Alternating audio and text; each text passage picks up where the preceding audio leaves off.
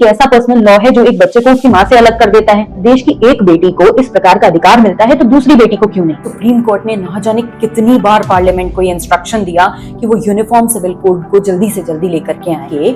मुस्लिम नेताओं ने इसको जमकर अपोज की कि हमारा देश किसी भी रिलीजियस किताब से नहीं चलता है, चलता है तो केवल कॉन्स्टिट्यूशन से। मुझे ये तो पता चल गया कि जितने मुंह उतनी बातें। हमें अपनी सोच और अप्रोच की डायरेक्शन को भी ठीक रखना होगा।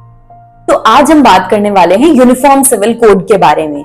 आजकल ये बहुत ज्यादा चर्चा का विषय बना हुआ है, चाहे पॉलिटिकल गलियारे हो, अखबारें हो या फिर टीवी चैनल, हर जगह इस पर एक डिबेट छिड़ी हुई है। तो मैंने सोचा कि क्यों ना इस पर थोड़ी सी रिसर्च कर ली जाए। तो इस रिसर्च के लिए इस बार मैंने किताबें तो नहीं अपनाई, इस बार सोचा लोगों से बात करके देखते हैं ताकि ये पता चले कि लोगों के मन में क्या चल रहा है, लोग क्या सोचते हैं इसके बारे में।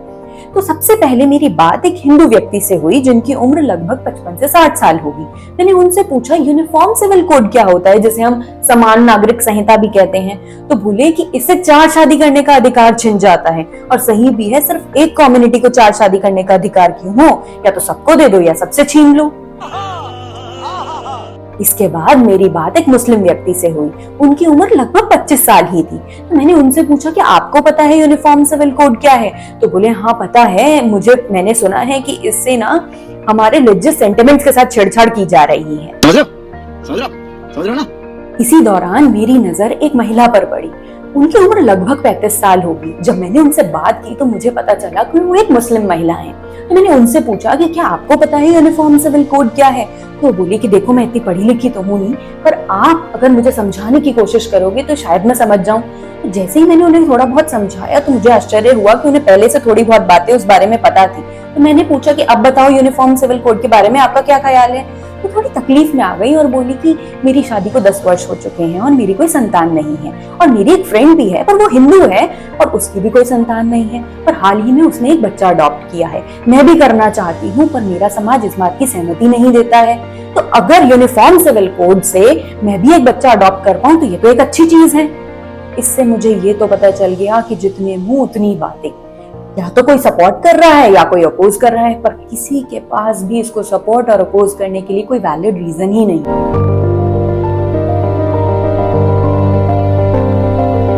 हाय, this is Preeti Mahajan and you are watching Expand Your Knowledge episode 1, जहां आज हम इसी के बारे में बात करने वाले हैं, यानी कि यूनिफॉर्म सिविल कोड के बारे में बात करने वाले हैं। तो अगर हमें यूनिफॉर्म सिविल कोड को ठीक से समझना है तो हमें इन तीनों ही शब्दों को, यानी कि यूनिफॉर्म, सिविल और कोड को अलग अलग समझना होगा। जैसे अगर हम कोड की बात करें तो कोड का मतलब होता है लॉ, यानी कि कानून। अगर हम यूनिफॉर्म की बात करें तो इसका मतलब हो गया एक जैसा। सिविल वर्ड को समझने के लिए हमें पता होना चाहिए कि हमारे देश में 2 प्रकार के कानून होते हैं, क्रिमिनल लॉज और सिविल लॉज।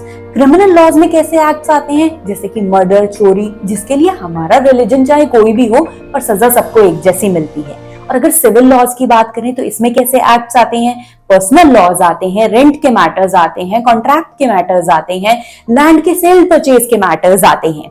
तो ये बात तो हमें समझनी होगी कि जब हम यहाँ पर यूनिफॉर्म सिविल कोड की बात करते हैं तो यहाँ पर सिविल से मतलब सभी सिविल लॉज से नहीं है, यहाँ पर सिविल से मतलब सिर्फ फैमिली मैटर्स का है। यानी कि ये किसी एक कम्युनिटी के ये जो 4 शादी करने का अधिकार है इसको रोकने का कानून नहीं है। यहाँ और भी फैमिली मैटर्स इन्वॉल्व होते हैं, जैसे कि मैरिज हो गया, सक्सेशन है, इनहेरिटेंस है, अडॉप्शन है, मेंटेनेंस के पैसे मिलना है, ये सब कुछ इसके अंडर आता है। पर हमें यह भी पता होना चाहिए कि ये यूनिफॉर्म सिविल कोड की डिबेट कितनी पुरानी है।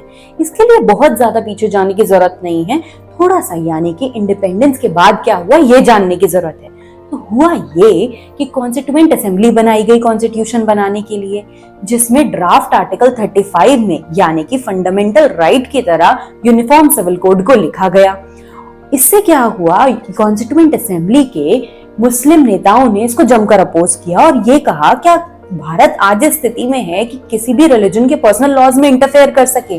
पर कॉन्स्टिट्यूएंट असेंबली में काफी सारे लोग इसके फेवर में भी थे, जिनमें नाम है BR अम्बेडकर, KM मुंशी, अलादी कृष्ण स्वामी अय्यर का, जिनके प्रेशर की वजह से आर्टिकल 35 में तो नहीं पर आर्टिकल 44 में यूनिफॉर्म सिविल कोड को इंट्रोड्यूस कर दिया गया कॉन्स्टिट्यूशन के अंदर। और इस इंडिकेशन के साथ इंट्रोड्यूस किया गया कि अभी तो देश स्थिति में नहीं है कि यूनिफॉर्म सिविल कोड को राइट के रूप में जनता को दे सके, पर ये एक तरीके से डायरेक्शन बना दिया फ्यूचर गवर्नमेंट के लिए कि जब भी मुमकिन हो तो वो इसको लॉ बनाकर जनता को दे। तो होना क्या था, 26 जनवरी 1950 को कॉन्स्टिट्यूशन अडॉप्ट कर लिया गया।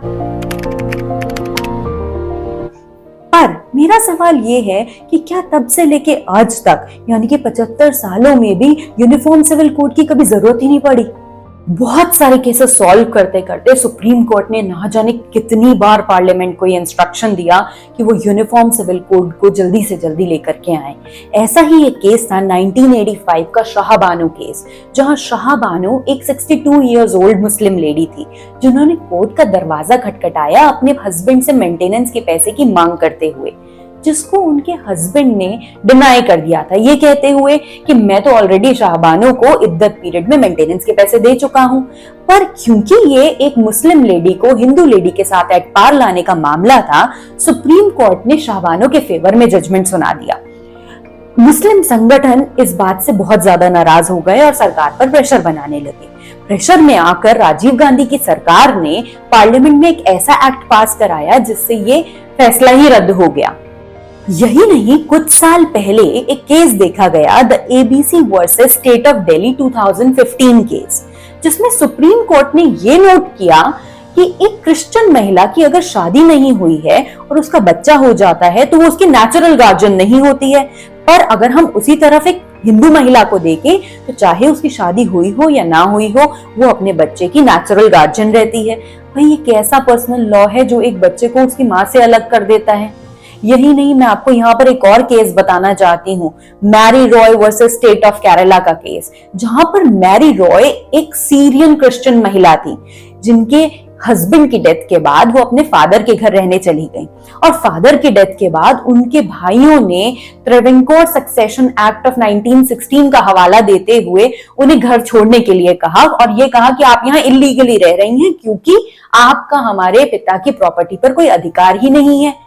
आप एक बात बताएं, जब देश की एक बेटी को इस प्रकार का अधिकार मिलता है तो दूसरी बेटी को क्यों नहीं? अभी हाल ही में इसी तरीके का एक और केस सामने आया है कि 9 डिस्ट्रिक्ट की ट्राइबल महिलाओं ने प्रेसिडेंट को खत लिखा है, ये कहते हुए कि उनकी कम्युनिटी में एक रूल चला आ रहा है जिसके चलते उनको अपने पिता या पति की संपत्ति में कोई अधिकार नहीं मिलता यदि उनकी मृत्यु हो जाती है तो। पर अब आप ये देखिए कि अगर उन महिलाओं को इस तरीके का अधिकार मिल जाए तो वो अपनी आजीविका कमा सकती हैं। और मेरा सवाल तो ये है कि क्या बार बार हर केस को अलग अलग डील करना जरूरी है जब एक यूनिफॉर्म सिविल कोड इन सब चीजों का समाधान हो सकता है? अब ये देखने की कोशिश करते हैं कि अगर यूनिफॉर्म सिविल कोड आ जाता है तो वो चेंजेस क्या क्या ला सकता है। हो सकता है कि minimum marriage age of women fix की जा सके, हो सकता है कि सबका डिवोर्स लेने का तरीका एक जैसा हो जाए, जो मुस्लिम महिलाएं चाइल्ड अडॉप्ट करना चाहती हैं और उनको इस बात का अधिकार नहीं है उनको भी यह अधिकार मिल जाए। हो सकता है बेटियों को भी बेटों की तरह पिता की संपत्ति में समान अधिकार मिल जाए, क्योंकि अब बात लॉ की नहीं राइट्स की है। हमें ये बात समझनी होगी कि हमारा देश किसी भी रिलीजियस किताब से नहीं चलता है तो केवल कॉन्स्टिट्यूशन से।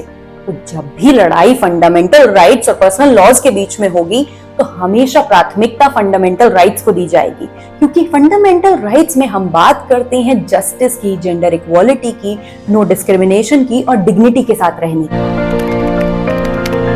देखिए, यूनिफॉर्म सिविल कोड किसी एक पॉलिटी की आइडियोलॉजी की बात नहीं है, इसकी डिबेट कॉन्स्टिट्यूएंट असेंबली से चली आ रही है। अगर इन 75 इयर्स में सरकार हमें इस तरीके का कोड किसी रिलीजियस कम्युनिटी के प्रेशर की वजह से नहीं दे पाई है तो आज मौका है ऑपोजिशन में बैठ के कंस्ट्रक्टिव रोल प्ले करने का। डेमोक्रेसी है तो फायदा उठाएं, डायलॉग करें, डिबेट करें, डिस्कशन करें और जिस चीज के लिए पावर दी गई है उस चीज को डिलीवर करें। देखिए, परिवार समाज की सबसे छोटी यूनिट होते हैं, इसमें किए गए छोटे से बदलाव भी सोसाइटी के ऊपर एक बहुत बड़ा इम्पैक्ट डालते हैं। अगर हमें कुछ अचीव करना है तो ये छोटे से बदलाव तो करने ही होंगे। उसके लिए हमें अपनी सोच और अप्रोच की डायरेक्शन को भी ठीक रखना होगा और इस बात की गांठ बांधनी होगी कि हम अपने नजरिए को बदलेंगे और चीजों को जाति और धर्म के तरीके से नहीं देखकर समानता के तरीके से देखेंगे। ये मेरी सोच है यूनिफॉर्म सिविल कोड को लेकर, आपकी क्या है आप कमेंट बॉक्स में बताइए।